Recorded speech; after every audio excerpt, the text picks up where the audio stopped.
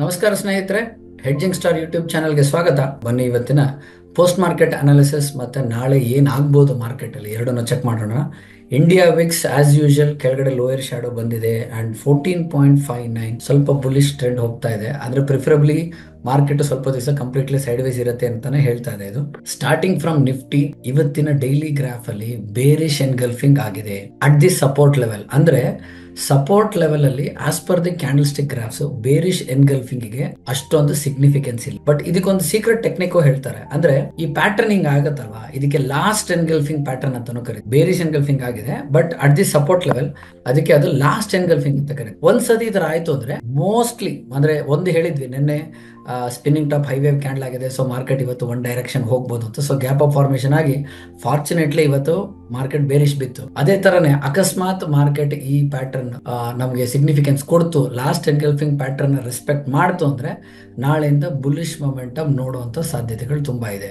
ನೋಡೋಣ ನಿಜವಾಗ್ಲೂ ಅದು ರೆಸ್ಪೆಕ್ಟ್ ಮಾಡತ್ತಾ ಇಲ್ವಾ, ಅಥವಾ ಈ ಪ್ಯಾಟರ್ನ್ ಇನ್ನೂ ಫರ್ದರ್ ಮಾರ್ಕೆಟ್ ನ ಕೆಳಗಡೆ ಬೀಳ್ಸ್ಕೊಂಡು ಹೋಗುತ್ತೆ ಅಂತ ಚೆಕ್ ಮಾಡಬೇಕು. ಅದಲ್ಲದೆ Chanakya support and resistance level ನಮ್ಗೆ ಏನ್ ಹೇಳುತ್ತೆ ಅಂದ್ರೆ, ಚಾಣಕ್ಯ ಸಪೋರ್ಟ್ ಬಂದ್ಬಿಟ್ಟು 24,000 ಸಪೋರ್ಟ್ ಮತ್ತೆ ರೆಸಿಸ್ಟೆನ್ಸ್ 24,300. ಸಪೋರ್ಟ್ ಅಂಡ್ ರೆಸಿಸ್ಟೆನ್ಸ್ ಅಷ್ಟರಲ್ಲಿದೆ. ಅಂಡ್ ಇವತ್ತಿನ ದಿವಸ ನಾನೇನಾದ್ರು ಟ್ರೇಡಿಂಗ್ ಮಾಡಿದ್ದೆ ಅಂದ್ರೆ ಎಲ್ಲಿ ನನಗೆ ಆಪರ್ಚುನಿಟಿ ಸಿಗ್ತಾ ಇತ್ತು, ಮೇಜರ್ ಆಗಿ ಫಸ್ಟ್ ಕ್ಯಾಂಡಲ್ ಏನಾಗಿತ್ತು ನೋಡೋಣ. ಫಸ್ಟ್ ಕ್ಯಾಂಡಲ್ ಏನು ಇಲ್ಲ, ಗ್ಯಾಪ್ ಅಪ್ ಫಾರ್ಮೇಶನ್ ಆಗಿ ಮತ್ತೆ ಯಥಾ ಪ್ರಕಾರ ಒಂದು ದೊಡ್ಡ ಬುಲ್ಲಿಶ್ ಕ್ಯಾಂಡಲ್ ಬಂದಿತ್ತು. ಬಟ್ ಅನ್ಫಾರ್ಚುನೇಟ್ಲಿ ಪ್ರೈಸಸ್ ಆ ಬುಲ್ಲಿಶ್ ಕ್ಯಾಂಡಲ್ ಸ್ಟ್ರೆಂತ್ ಇತ್ತು, ಬಟ್ ಅನ್ಫಾರ್ಚುನೇಟ್ಲಿ ಇಲ್ಲಿ ಕನ್ವರ್ಷನ್ ಝೋನ್ ಆಗಿದೆ. ಸಪೋರ್ಟ್ ರೆಸಿಸ್ಟೆನ್ಸ್ ಝೋನ್ ಕನ್ವರ್ಷನ್ ಆಗಿ ಪ್ರಾಬಬ್ಲಿ ಈ ಜಾಗದಲ್ಲಿ ನನ್ನ ಟ್ರೇಡ್ಸ್ ಇರುತ್ತೆ. This could B my area of trades. ತೋರಿಸ್ತೀನಿ ನೋಡ್ರಿ, ಈ ಜಾಗ ಫಸ್ಟ್ ಬೈ ಅಲ್ಲಿ ಇರ್ತಾ ಇದ್ದೆ. ಯಾಕೆ ಪ್ರೈಸ್ ಮೇಲ್ ಹೋಗಿದೆ, ದೊಡ್ಡ ಬುಲ್ಲಿಶ್ ಕ್ಯಾಂಡಲ್ ಆಗಿದೆ. So bullish are in control ಅನ್ಬಿಟ್ಟು ಕೂಡ gone for a buy. Unfortunately prices ಕೆಳಗಡೆ ಬಿದ್ದು ಇಲ್ಲಿ ಒಂದ್ಸತಿ ಕನ್ವರ್ಷನ್ ಆಯ್ತು ಅಂದ್ರೆ this will be my area of highest probability trade. ಇಲ್ಲಿಂದ ಪ್ರೈಸಸ್ ಬೀಳತ್ತೆ ಅಂತ. ಇದು ಮೊದಲನೇದು. ಇದಾಯ್ತು. ಇದಾದ್ಮೇಲೆ ಬೇರೆ ಏನಾರು ಪ್ರೈಸಸ್ ಬೇರೆ ಏನಾರು ಹೇಳ್ತಾ ಇದೆ ಅಲ್ಲಿ, ಬೇರೆ ಎಲ್ಲಿ ಇಲ್ಲ, ಬೇರೆ ಎಲ್ಲೂ ಏನು ಹೇಳ್ತಾ ಇಲ್ಲ. So this could be one opportunity with respect to Nifty. Next bank Nifty ಏನಾಗುತ್ತೆ ನೋಡೋಣ. ಬ್ಯಾಂಕ್ ನಿಫ್ಟಿಗೆ ಬಂದ್ರೆ ಡೈಲಿ ಚಾರ್ಟ್ ಪ್ರಕಾರ ಸೇಮ್ ಬೇರಿಶ್ ಎನ್ಗಲ್ಫಿಂಗ್ ಆಗಿದೆ. ಮೊದಲನೇದು ಚಾಣಕ್ಯ ಸಪೋರ್ಟ್ ರೆಸಿಸ್ಟೆನ್ಸ್ ಬರ್ದ್ಬಿಡ್ತೀನಿ. ಚಾಣಕ್ಯ ಸಪೋರ್ಟ್ ಬಂದ್ಬಿಟ್ಟು 51,000ಕ್ಕೆ ಇದೆ. ಅದೇ ತರ ರೆಸಿಸ್ಟೆನ್ಸ್ ಬಂದ್ಬಿಟ್ಟು 52,000ಕ್ಕೆ ಇದೆ, ಸಪೋರ್ಟ್ ಅಂಡ್ ರೆಸಿಸ್ಟೆನ್ಸ್. ಆಮೇಲೆ ಇವತ್ತು ಕೂಡ ಬೇರಿಶ್ ಎನ್ಗಲ್ಫಿಂಗ್ ಆಗಿದೆ. ಇದೇ ಇನ್ನೊಂದು ಕತೆ ಹೇಳ್ತಾ ಇದೆ, ಇಲ್ಲೂ ಕೂಡ ಬೇರಿಶ್ ಎನ್ಗಲ್ಫಿಂಗ್ ಆಗಿದೆ. ಆದ್ರೆ ಏನ್ ಕತೆ ಹೇಳ್ತಾ ಇದೆಯಪ್ಪ ಅಂದ್ರೆ, ಇಲ್ಲಿ ಮೇಲ್ಗಡೆ ಒಂದು ವಿಂಡೋ ಇದೆ, ಈ ವಿಂಡೋನ ಬ್ರೀಚ್ ಮಾಡಿಲ್ಲ. ಅಂದ್ರೆ ಈ ರೆಸಿಸ್ಟೆನ್ಸ್ ಇನ್ನೂ ಇಲ್ಲಿ ಸಸ್ಟೈನ್ ಆಗಿದೆ. ಈ ಜಾಗದಲ್ಲಿ ಬೇರಿಶ್ ಎನ್ಗಲ್ಫಿಂಗ್ ತೋರಿಸ್ತಾ ಇರೋ ಕಾರಣ probably we can expect prices to take a downfall. ಇಲ್ಲಿ ಏನಾದ್ರು ಸ್ಟ್ರೆಂತ್ ಇದೆಯಾ ಅಂತ ಒಂದ್ಸತಿ ಚೆಕ್ ಮಾಡ್ಕೊಂಡ್ಬಿಡೋಣ.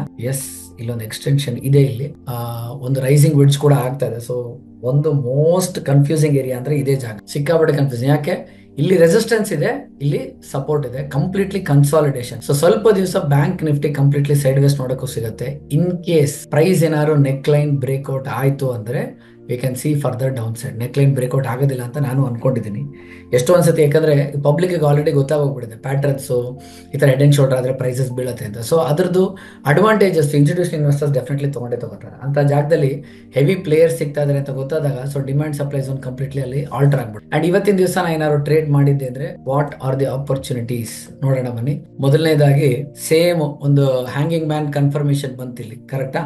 ಹ್ಯಾಂಗಿಂಗ್ ಮ್ಯಾನ್ ಕನ್ಫರ್ಮೇಶನ್ ಆಗಿರೋ ಜಾಗದಲ್ಲೇನೆ same creation confirmation dark cloud cover pattern. So ಈ ಜಾಗದಲ್ಲಿ ನಂದು ಹೈಯೆಸ್ಟ್ ಪ್ರಾಬಬಿಲಿಟಿ ಟ್ರೇಡ್ ಸಿಕ್ಕಿದೆ. That is one thing. Prices ಹಂಗೇನೆ ಕೆಳಗೆ ಬಿದ್ದಿದ್ದಾನೆ. ಸೊ ಡ್ರಾಪ್ ಬೇಸ್ ಡ್ರಾಪ್ ಏನಾರು ಆಗಿದೆಯಾ ಇಲ್ಲಿ ಈ ಸ್ಪಾಟ್ ಅಲ್ಲಿ? ಇಲ್ಲ, ಬಂದಿಲ್ಲ. ಸೊ ಅಲ್ಲೇನು ಅಷ್ಟೊಂದೇನು ಸಿಗ್ನಿಫಿಕೆನ್ಸ್ ಇಲ್ಲ.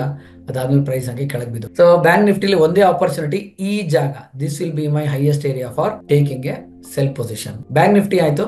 Next Nifty finance, fin Nifty ಏನಾಗಿದೆ ನೋಡೋಣ ಬನ್ನಿ. ನಿಫ್ಟಿ ಫೈನಾನ್ಸ್ ಅಲ್ಲಿ ಡೈಲಿ ಗ್ರಾಫ್ ಅಲ್ಲಿ ಸೇಮ್ ಬೇರಿಶ್ ಎನ್ಗಲ್ಫಿಂಗ್ ಆಗಿದೆ, but it is in the middle. ಒಂದೊಂದ್ ಕಡೆ ಒಂದೊಂದ್ ತರ ಆಗಿದೆ, ಕರೆಕ್ಟ್ ಅಲ್ವಾ? ಸೊ ಇಲ್ಲೂ ಕೂಡ ನಮ್ಗೊಂದು ವಿಂಡೋ ಫಾರ್ಮೇಶನ್ ಆಗಿದೆ. ಅಂಡ್ ಈ particular window still it is respected. ಈ ಪರ್ಟಿಕ್ಯುಲರ್ ವಿಂಡೋನ ಇನ್ನೂ ರೆಸ್ಪೆಕ್ಟ್ ಮಾಡ್ತಾ ಇದೆ. ಅಂದ್ರೆ ಅದಕ್ಕಿಂತ ಮೇಲ್ಗಡೆ ಯಾವುದೇ ತರ ಒಂದು ಬುಲ್ಲಿಶ್ ಕ್ಯಾಂಡಲ್ ಹೋಗಿ ಕೂತು. ಇದು ಕೂಡ ಕಂಪ್ಲೀಟ್ ಕನ್ಸಾಲಿಡೇಷನ್ ಫೇಸ್ ಅಲ್ಲಿ, complete consolidation phase. So we have to wait and watch. ನಾಳೆ ತುಂಬಾ ಇಂಪಾರ್ಟೆಂಟ್ ದಿವಸ ಆಗುತ್ತೆ ಫಿನ್ ನಿಫ್ಟಿಲಿ, ಏನಾಗಬಹುದು ಅಂತ. ಅಂಡ್ ಇನ್ ಕೇಸ್ ನಾ ಇವತ್ತು ಏನಾದ್ರು ಟ್ರೇಡ್ ತಗೊಂಡ್ರೆ ಚಾಣಕ್ಯ ಸಪೋರ್ಟ್ ರೆಸಿಸ್ಟೆನ್ಸ್ ಹೇಳ್ಬಿಡ್ತೀನಿ. ಚಾಣಕ್ಯ ಸಪೋರ್ಟ್ ಬಂದ್ಬಿಟ್ಟು 23,500 ಮತ್ತೆ ಚಾಣಕ್ಯ ರೆಸಿಸ್ಟೆನ್ಸ್ ಬಂದ್ಬಿಟ್ಟು 24,000 ಆಯ್ತಲ್ವಾ? 5 ಮಿನಿಟ್ಸ್ ಚಾರ್ಟ್ ಬಂದ್ರೆ ಸೇಮ್ ಕ್ರಿಯೇಷನ್ ಕನ್ಫರ್ಮೇಶನ್. ಪ್ರೈಸಸ್ ಬಿದ್ದಿದೆ ಅಂಡ್ ಲೋಯೆಸ್ಟ್ ಪಾಯಿಂಟ್ ಹತ್ರ ಡಿಮ್ಯಾಂಡ್ ಝೋನ್ ಕ್ರಿಯೇಟ್ ಆಗಿದೆ. ನೋಡಿ, ಕ್ಲೀನ್ ಹಿಂಗ್ ಹಾಕ್ಬಿಟ್ಟು ಒಂದು ಬಾಕ್ಸ್ ಹಾಕ್ತೀನಿ.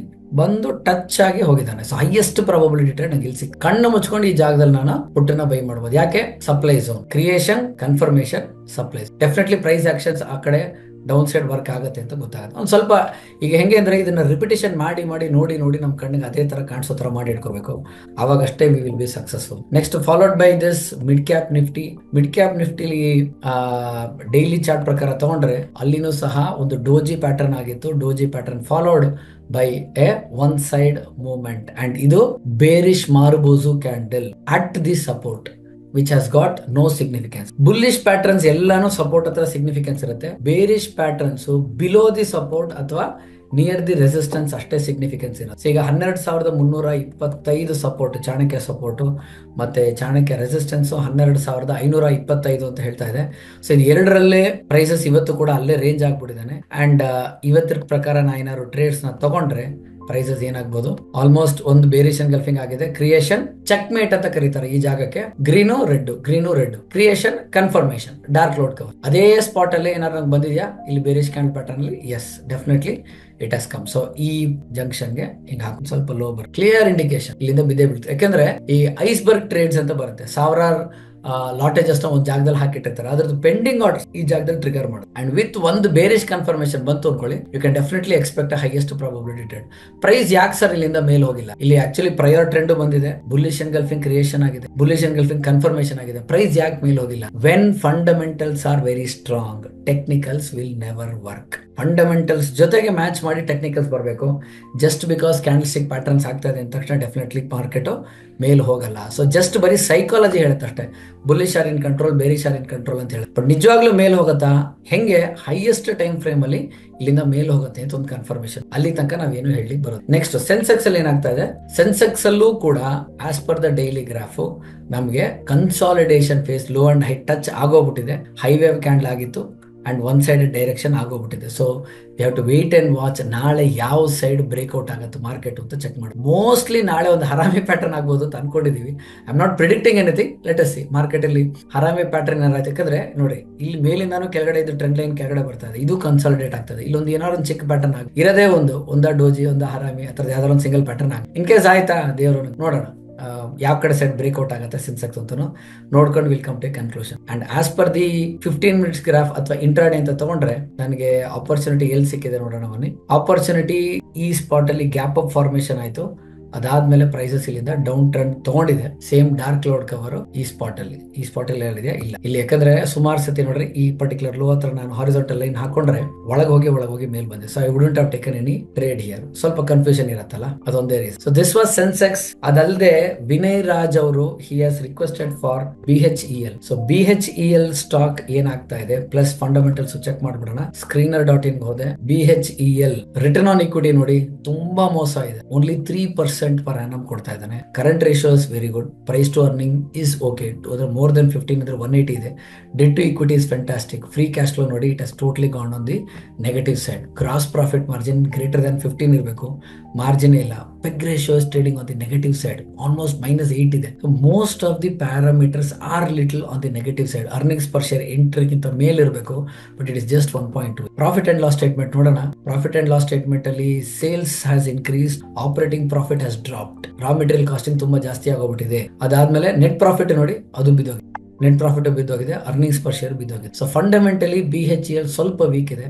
ಟೆಕ್ನಿಕಲಿ ಸ್ಪೀಕಿಂಗ್ ಮೇಲ್ ಹೋಗ್ಲಿಕ್ಕೆ ಯಾವುದೇ ತರ ಸ್ಟ್ರೆಂತ್ ಇಲ್ಲ. ಸೊ ಕ್ವಾರ್ಟರ್ಲಿ ರಿಸಲ್ಟ್ಸ್ ನೋಡ್ಕೊಂಡ್ಬಿಟ್ಟು ಚೆಕ್ ಮಾಡ್ಕೊಳ್ಳಿ. ಇನ್ ಕೇಸ್ ಏನಾದ್ರು ಮೇಲ್ ಹೋಗ್ಬೇಕು ಅಂದ್ರೆ ಇಲ್ಲೆಲ್ಲಾರು ಬೈಯಿಂಗ್ ಝೋನ್ ಇದೆಯಾ, RSI 30 ಹತ್ರ ಬಂದಿದೆ ಅನ್ನೋದೊಂದು ಬಿಟ್ರೆ ಟೆಕ್ನಿಕಲಿ ಸ್ಪೀಕಿಂಗ್ ಬೇರೆ ಯಾವುದೇ ತರ ಪ್ಯಾಟರ್ನ್ಸ್ ನಂಗೆ ಮೇಲ್ ಹೋಗುತ್ತೆ ಅಂತ ತೋರಿಸ್ತಲ್ಲ. It is just a temporary pull back. In case ಇಲ್ಲೇ ರೇಂಜ್ ಆಗ್ತಾನೆ ಹೊರತು ಮಾರ್ಕೆಟ್ ಕಂಟಿನ್ಯೂಸ್ ಆಗಿ ಬುಲಿಶ್ ಹೋಗ್ತಾನೆ ಅಂತ ಹೇಳಿಕ್ ಬರೋದು. ಆಮೇಲೆ ಮಾಳವಿಕೆ ಅವರೇ ಎಲಿಸಿಡ್ ರಿಲೇಟೆಡ್ ಯಾವ್ದಾದ್ರು ಕಂಪನಿ ಸಿಗ್ತಾ ಅಂತ ನಮಗೆ ಗೊತ್ತಾಗ್ಬಿಟ್ರೆ ನಾವುಗಳೇ ಕೋಟ್ಯಾಧೀಶರಾಗ್ಬಿಡ್ತೀವಿ. We never know. ಪ್ರಿಡಿಕ್ಟ್ ಮಾಡ್ಲಿಕ್ಕೆ ಬರೋದಿಲ್ಲ. ಮತ್ತೆ ಸಿದ್ದೇಶ್ ಯಾದವ್ ಅವರು is asking for Angel One stock ನೋಡೋಣ ಬನ್ನಿ. First fundamentals. Angel One stock ROCE more than 38 fantastic, ROE more than 15 fantastic, current ratio is very good, price to earning ratio is good, debt to equity ಸ್ವಲ್ಪ debt ಜಾಸ್ತಿ ಇದೆ but manageable, gross margin is also good, peg ratio is very good, earnings per share is very good, fundamentally major margins ಎಲ್ಲ ನಮಗೆ correct ಆಗಿ ಕೊಡ್ತಾ ಇದೆ, sales has improved, operating profit has improved, net profit is very good and earnings per share is also fantastic. So Angel One fundamentally very good stock, followed by technical analysis. Technical analysis ನಲ್ಲಿ ಇದನ್ನ ನಾವು temporary pull back. ಈಗ ನೋಡಿ ಈ ಜಾಗ ಏನಿದೆಯಲ್ಲ ಇದು Windows ಅಂತ ಕರೀತಾರೆ. ಈ ವಿಂಡೋಸ್ ನ ಬ್ರೇಕ್ ಮಾಡಿ ಒಂದು ಬೇರಿಶ್ ಕ್ಯಾಂಡಲ್ ಸ್ಟಿಕ್ ಕೆಳಗಡೆ ಕೂತ್, ಪ್ರಿಫರಬ್ಲಿ ಸ್ವಲ್ಪ ದಿವಸ ಇದು ಡೌನ್ ಸೈಡ್ ಮೊಮೆಂಟಮ್ ತಗೊಳಕ್ ಸಿಗತ್ತೆ. ಯಾವ ಜಂಕ್ಷನ್ ನಿಮ್ಗೆ ಸಪೋರ್ಟ್ ಅಂದ್ರೆ ಒಂದು 0.618 ಹತ್ರ ತಗೊಳ್ಳಿಲ್ಲ, ನೆಕ್ಸ್ಟ್ ಎಲ್ಲ ತಗೋಬಹುದು 0.5 ಅಥವಾ 0.382 ಅಥವಾ 0.236. So preferably 2333 is a good level to buy as per the technical analysis. So ಇದಾಯ್ತು ನಮ್ಮ ರಿಕ್ವೆಸ್ಟ್. ಅದಲ್ಲದೆ ಇಂಪ್ಲೈಡ್ ವಾಲಟಿಲಿಟಿ ಪ್ರಕಾರ ನೆಕ್ಸ್ಟ್ ಸ್ಟಾಕ್ ನಮ್ಮ ಮೈಂಡ್ ಅಲ್ಲಿ ಇರೋದು ಹೀರೋ ಮೋಟೋಕಾರ್ಪ್. ಹೀರೋ ಮೋಟೋಕಾರ್ಪ್ ಇದೆ, ಒಂದ್ ನಿಮಿಷ. So Hero MotoCorp there was a long bearish candle, ಅದಾದ್ಮೇಲೆ ಕಂಪ್ಲೀಟ್ಲಿ ಪ್ರೈಸಸ್ ಸೈಡ್ ವೇಸ್ ಆಗೋಗ್ಬಿಟ್ಟಿದೆ. ವಿ ಶೇಪ್ ರಿಕವರಿ ಆಗ್ಬೇಕು, ವಿ ಶೇಪ್ ರಿಕವರಿ ಫಾಲ್ ಆಗಿದೆ ಅಲ್ವಾ. ಸೊ ಯಾಕಂದ್ರೆ ರೆಕಾರ್ಡಿಂಗ್ ಆಫ್ ಸೆಷನ್ ಪ್ರಕಾರ ಇಲ್ಲಿಂದ ಮೇಲ್ ಹೋಗ್ಬೇಕಾಗಿತ್ತು, ಬಟ್ ಆ ಲೆವೆಲ್ ಕೂಡ ಬ್ರೀಚ್ ಆಗಿ ಕೆಳಗಡೆ ಕ್ಲೋಸ್ ಆಗಿದ್ದಾನೆ. RSI is almost near 30 levels. ಕೆಲವೊಂದು ಪ್ಯಾರಾಮೀಟರ್ಸ್ ನನಗೆ ಮಾರ್ಕೆಟ್ ಬುಲ್ಲಿಶ್ ಅಂತ ಹೇಳ್ತಾ ಇದೆ, but most of the parameters sideways momentum ಹೇಳ್ತಾ ಇದೆ because of implied volatility percentile. So ಇದು ಒಂದು ಸ್ಟಾಕ್ ನಮಗೆ ಬುಲ್ಲಿಶ್ ಹೇಳ್ತಾ ಇದೆ, ದಟ್ ಈಸ್ ಬುಲ್ಲಿಶ್ ಅಂತೀನಿ. ಸೈಡ್ ವೇಸ್ ಮೊಮೆಂಟಮ್ ಅಂದ್ರೆ ಶಾರ್ಟ್ ಕ್ರೆಡಿಟ್ ಬೇಸ್ ಸ್ಟ್ರಾಟಜೀಸ್ ನ ನೀವು ಡಿಪ್ಲಾಯ್ ಮಾಡಬಹುದು ಹೀರೋ ಮೋಟೋಕಾರ್ಪ್ ಅಲ್ಲಿ. ಅದಲ್ಲದೆ ಬೇರೆ ಯಾವ ಸ್ಟಾಕ್, ಒಂದು ನಿಮಿಷ just give me 1 minute time. Fin Nifty ಮತ್ತೆ Britannia, that is also there. Fin Nifty ತಗೊಂಡ್ರೆ ಫಿನ್ ನಿಫ್ಟಿ ಮಂತ್ಲಿ ಕಾಂಟ್ರಾಕ್ಟ್ ಏನಿದೆ ಅದು ಕೂಡ ನಮಗೆ ಇಂಪ್ಲೈಡ್ ವಾಲಟಿಲಿಟಿ ಮೋರ್ ದನ್ 90 ಹೊಟ್ಟೋಗಿದೆ. ಆಮೇಲೆ ಮೂರನೇದು ಬ್ರಿಟಾನಿಯಲ್ಲಿ ಆಲ್ರೆಡಿ ನೋಡಿ there was a very good rate fall. Prices ಇಲ್ಲಿಂದ ಸ್ವಲ್ಪ ಸೈಡ್ ವೇಸ್ ನೋಡ್ಕೊಳಕ್ ಸಾಧ್ಯತೆ ಇದೆ. ಮೇಜರ್ ಆಗಿ ಏನಾಗಿದೆ, ಏನ್ ರೀಸನ್ಗೋಸ್ಕರ ಅದು ಬೀಳ್ತಾ ಇದೆ ಅಂತ ನೋಡಿದ್ರೆ, Indian equity tank on Tuesday as invested keep sell on rise strategy. ಯಾಕೆ ಸೆಲ್ ಆನ್ ರೈಸ್? ಎರಡು ದೊಡ್ಡ ಮಾರಬಹುದು candle, sellers have been taken over, market ನ ಟೇಕ್ ಓವರ್ ಮಾಡ್ಕೊಂಡ್ಬಿಟ್ಟಿದ್ದಾರೆ. ಸೊ ಕಂಟಿನ್ಯೂಸ್ಲಿ ಬೀಳತ್ತೆ. ಸೊ ಇಲ್ಲಿ ಈ ಜಂಕ್ಷನ್ ಅಲ್ಲಿ I am able to see a window. In case ಏನಾದ್ರು ಪ್ರೈಸ್ ಈ ಜಾಗದಕ್ಕಿಂತ ಮೇಲ್ಗಡೆ ಸಸ್ಟೈನ್ ಆದ್ರೆ ಮಾತ್ರ ಮಾರ್ಕೆಟ್ ಬುಲ್ಲಿಶ್ ಹೋಗುತ್ತೆ, ಇಲ್ಲ ಅಂದ್ರೆ we have to wait and watch Britannia industry. Okay, so ಇದಾಯ್ತು ಇವತ್ತಿನ ಪೋಸ್ಟ್ ಮಾರ್ಕೆಟ್ ಅನಾಲಿಸಿಸ್. ನಿಮ್ಗೆ ಯಾರಿಗಾರು ಸ್ಟಾಕ್ ರಿಲೇಟೆಡ್ ಯಾವ್ದಾದ್ರು ಫಂಡಮೆಂಟಲ್ ಅನಾಲಿಸಿಸ್ ಮಾಡಬೇಕು, ಟೆಕ್ನಿಕಲ್ಸ್ ಮಾಡಬೇಕು ಅಂತಿತ್ತು ಅಂದ್ರೆ ಕೆಳಗಡೆ ಕಮೆಂಟ್ ಬಾಕ್ಸ್ ಅಲ್ಲಿ ತಿಳಿಸಿ. ಅದಲ್ಲದೆ ಇನ್ನು ಯಾವ್ಯಾವ ಡೇಟಾ ಪಾಯಿಂಟ್ಸ್ ಬಗ್ಗೆನೂ ನಾನು ಡಿಸ್ಕಸ್ ಮಾಡಬೇಕು ಅದ್ರ ಬಗ್ಗೆನೂ ತಿಳಿಸಿ. I will try to add on to those key points as. Thank you very much, take care, all the best, happy trading. ಸಂಪರ್ಕಿಸಿ CA Dayanand Bongali, stock market training institute, Rajajinagar, first block, Bengaluru.